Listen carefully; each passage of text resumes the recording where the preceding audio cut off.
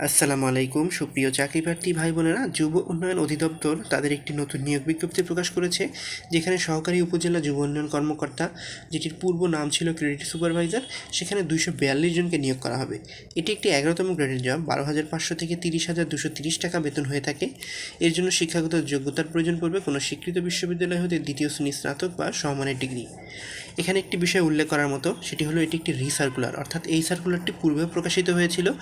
দেখতে পাচ্ছেন 1 অগ্রহায়ণ 1432 অথবা 16 নভেম্বর 2025 তারিখে 34/1/00/5/11 এই স্মারক নাম্বারের বিপরীতে যেটি প্রকাশিত হয়েছিল। তো যারা পূর্বে আবেদন করেছেন তাদের নতুন করে আবেদন করার কোনো প্রয়োজন পড়বে না, তাদের আবেদনটি বহাল থাকবে।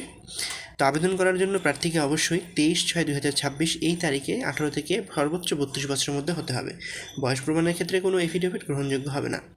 এখানে আরেকটি বিষয়, সরকারি আধা সরকারি যারা কর্মরত আছেন তাদের জন্য অনতিপত্র অথবা এনওসি দিতে হবে, কিন্তু চাকরিরত প্রার্থীদের বয়স শিথিলযোগ্য নয়, অর্থাৎ সবার জন্য এই বয়সটি সমান থাকবে। আবেদন শুরু হবে 24/5/2026 সকাল 9টায় এবং শেষ হবে 23/6/2026 বিকাল 4 ঘটিকায়। অবশ্যই অনলাইনে আবেদন করতে হবে। অনলাইনে আবেদন করার জন্য তাদের দেখানো ওয়েবসাইট, যেমন dydteletalk.com.bd, এই ওয়েবসাইটে গিয়ে অনলাইন আবেদন সম্পন্ন করতে হবে এবং পরবর্তীতে ফি প্রদান করতে হবে 168 টাকা, যেটি টেলিটক সিমের মাধ্যমে, এই দেখানো নিয়ম অনুযায়ী। আর বাকি এখানে যে বিস্তারিতগুলো দেওয়া আছে এগুলো আপনার আবেদনের সময় একটু দেখে নেবেন।